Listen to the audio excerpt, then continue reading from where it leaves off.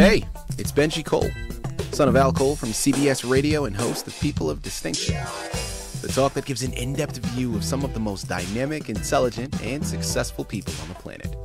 Run to our website, peopleofdistinction.org for more info, or you can always email me directly at benji@alcoleenterprises.com. And on the line with us today, we have Scott Miller. We'll be discussing his fantastic book, Chance of Precipitation, available for purchase through Amazon as well as barnesandnoble.com. You know, and Scott was brought to our network, People of Distinction today, by some of the best movers in the business, author Reputation Press Publishing. So if you guys have a book that you'd like moved, do yourself a favor and contact ARP. And you can find out more information on them at authorreputationpress.com. So without further ado, let's jump right in. Scott, first and foremost, welcome to People of Distinction, and thank you so much for being a guest. How are you? Good. I sure appreciate it. I don't know if I'm a person of distinction, but I sure appreciate you having me on. So it's great to be here, Benji. Thank you. Well, listen, Scott, you're being too modest, man. Too humble. Here at People of Distinction, we truly believe, and this is not just, words that we put out there. We truly believe that everyone is a person of distinction, right? Everybody on our human family, we are all connected, and everybody has a distinct voice that needs to be heard. And we would like to share that opportunity with all of our listening audience members. And you are absolutely no exception to that, Scott. So we're very much looking forward to this, but I appreciate that humble nature. Now, Scott. Well, I appreciate it. Absolutely. Listen, man, before we go into the book, I know we have so much information to cover, but let's hold off slightly. Yep. Start by telling our listening audience a little bit more about yourself and your background, please. Right now, I work at a crisis center where I'm an emotional regulator. I also do outreach at the local schools and work a lot with kids. And I'm also a high school and middle school wrestling coach.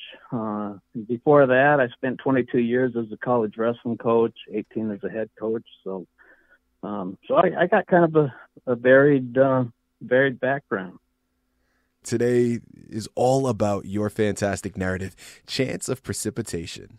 Tell us a little bit more about your book. It's fiction, but a lot of it comes from experiences that I had, both coaching and when I first got out of coaching. And so, but it's a fictional story, and it's about a guy named Randy Albertson who spends his career as a coach and realizes that he doesn't really know his kids as well as he knows his athletes. And so he makes a decision that he's going to retire, and he decides to step out. He doesn't quite tell his family or anybody about it, and before you know it, he's in Utah. He's with his best friend, and he's selling cars, and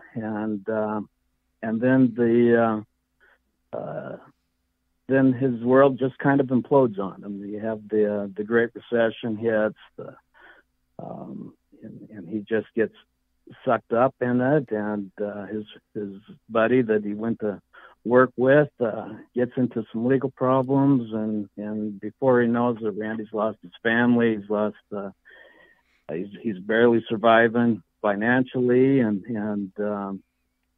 so it's the story of how he comes back from that, of the steps that he takes to get through it, and I think any time that we go through any type of changes, we struggle through it. We tiptoe through it. We don't know what to expect. We get blindsided along the way, and this is kind of that kind of story of a guy that's going through that and works to get through to the other side. Scott, let's talk about your title, because I am so intrigued by it. I mean, instantly it really sucks you in and definitely captures your interest. Now, just that phrase, Chance of Precipitation, brings up so many images to my mind. And then, of course, after hearing you discuss the narrative itself, it really, I mean, I can assume that title and the connection that it has to the journey that the main protagonist is going through. But you know what happens when you assume, Scott, so I'm not going to do that to you. I have you here on the line. I could just come right out and ask. Talk to our listening audience. Why did you choose that title to be the representation for your book? I chose it because I wanted to use weather as kind of symbolism for the different events throughout the story. And, whenever you're going through change, there's tears. So that's kind of the chance of precipitation. There's a chance you're going to be crying along the way. I mean, he gets beat up pretty good. And, but I really wanted to use weather as part of of how to symbolize what he was going through. And there's so many different things from weather that happen. You have the rain, you have the snow, you have the spring, and so being able to utilize that and use that as a mood throughout the book, I thought was, I thought it just really worked. And so that's why I chose the name that I did. And I also, because I've also worked in mental health, and weather has such an impact on mental health. Whether when there's season changes, weather changes, all of that has an effect on mental health. And I really believe that part of going through changes, it affects your mental health. And so that's why I used weather as such a major symbolism for the book. And chance of precipitation is just, well, to be honest with you, it sounds good. Absolutely. It really does. I just love how it rolls off the tongue. And so those were the reasons that I picked that particular name for this book. No, absolutely, Scott. I completely agree. I mean, the phrase itself, as you stated, it just rolls off the tongue, right? So it's fun to say, but then also the connection to the narrative. You were talking about when you're going through changes, when you're going through tough obstacles, there's some tears involved and you may cry. Yeah. And, that happens, right? There's absolutely nothing wrong with that. My initial perception and the images that came to mind were, of course, same as you stated, were weather related. And the biggest term that kept coming up was, listen, whenever anybody is going through any difficult time, any adversity in life, a common phrase that is thrown out is, you're going to have to weather that storm. Right. And you're going through that. And that chance of precipitation, knowing that the main protagonist is dealing with a lot of adversity, really took my mind there, where, listen, he's weathering that storm and it is just a dark cloud that seems to be following him. And there's always that chance of precipitation, and he's kind of balancing that. And I absolutely loved that connection, and what you're talking about follows along that line. Well, it's really interesting that you mentioned that, because, from a coaching standpoint, we talk. Well, I can only speak for wrestling because I'm a wrestling coach, but we talk to our athletes all the time about weathering the storm, pushing the match out, weather the storm. It's coming, it's coming, prepare for it, weather it, and get through to the other side. And so that's kind of goes with this book too, because that's the kind of mindset that I have. I've coached for so long that I do have that mindset, and that's part of that mindset that's in the book, is that I got to weather this storm. So it's really interesting that you point that out, Benji. That's something that I didn't realize until you just mentioned it, that's a major part of the book. Yeah. Yeah, absolutely. And Scott, I think a lot of it has to do with, I have never wrestled, but I come from a very big sports background myself. Right. So, and I think that is something that athletes are really educated on, right? And it's something that is so heavily impressed, because mentality has so much to do with weathering that storm. Scott, next concept that I would love to go into, let's talk about inspiration. So now you talked about your coaching background, and really a lot of the mental coaching that you had to do as well with your athletes. Talk to our listening audience. Did maybe your experience through coaching really spur you in this direction and help you create this narrative? What inspired you to write this story? Well, it's really interesting that you asked that. When I was coaching, when you're in athletics, you're just a very competitive person. Mm-hmm. Yeah, and as you know, because you were in athletics, you're competitive. And one of the things that I had to do to be able to continue coach, I was on 18 one-year contracts. And so it's important to be successful, or you're not going to get that contract the next year. And so a major part of that is recruiting. So I spent a lot of time out on the road recruiting. And so what do you do when you're sitting in an airport? You read a book. And so I started reading. And remember one time I was sitting in an airport. I can't remember which airport, but I'm sitting in an airport, and I'm reading Garden of Eden by Ernest Hemingway, who I just love. He's my favorite author, and I don't want to claim that we're on the same line, but we do have the same birthday. So I like. So I'm reading his book, and the book is about a writer. And in the book, the writer is explaining how he writes his books. And he does the dialogue first, and then he writes the story around it. And I remember thinking to myself, and this, I'm not thinking about retiring yet or anything, but I just remember thinking to myself, I think I could do that.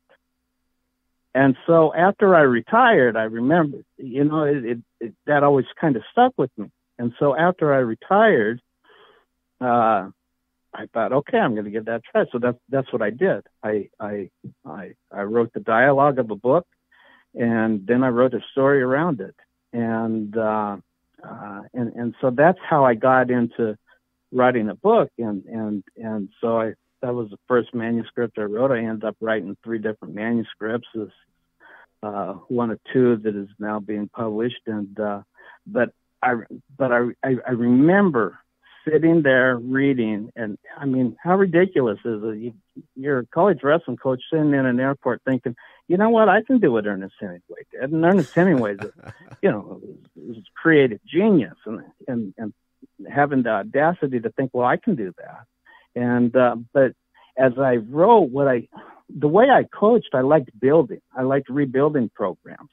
And so when I got out of coaching, one of the things that was difficult for me is I didn't have anything to build. And so when I started writing the book, I started to realize that, hey, I'm building something again. Mm-hmm. I'm building this story. I don't know how it starts. I don't know how it finishes, but I'm writing this dialogue, and it's fun seeing where it's going to take me. And that's what I loved about coaching, was every year seeing where can you take this team? How can you build this team to reach the certain goals that you've set for it?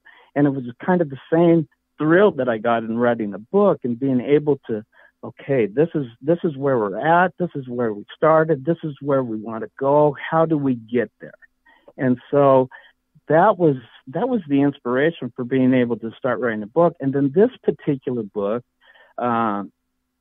was the inspiration came from just talking to my best friend after I'd retired, and talking about different ideas, and coming up with this idea of, well, because after you retire, well, now you're all grown up. What are you going to do?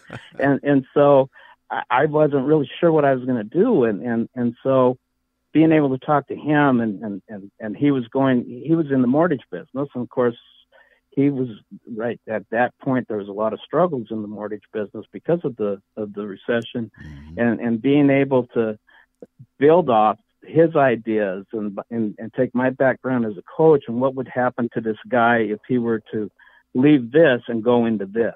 And so that was where the inspiration for this particular book came from.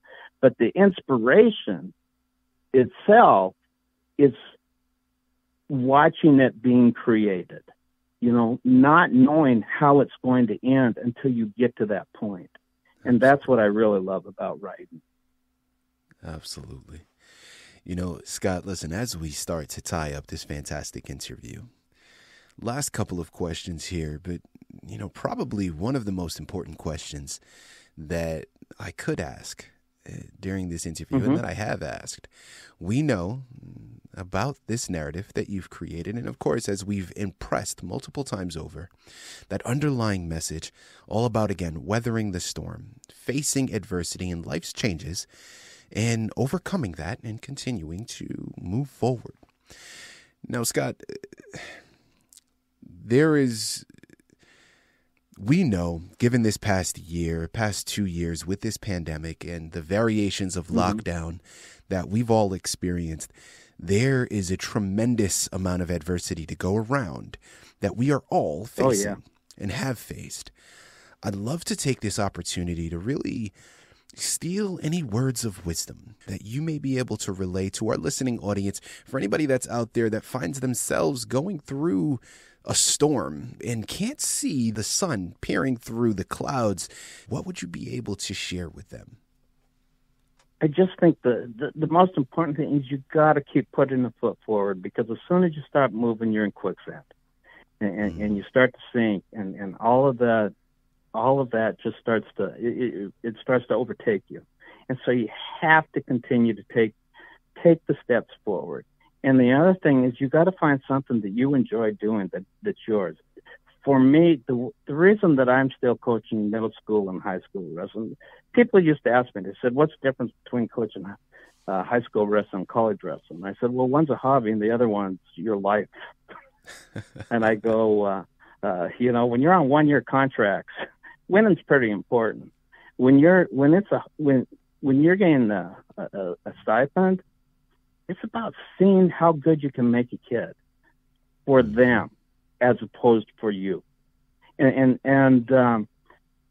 so being able to continue to go forward and having something that you enjoy doing, for me, the pressures that I face in my life, the problems that I face in my life for an hour and a half every day go away when I walk into a wrestling room.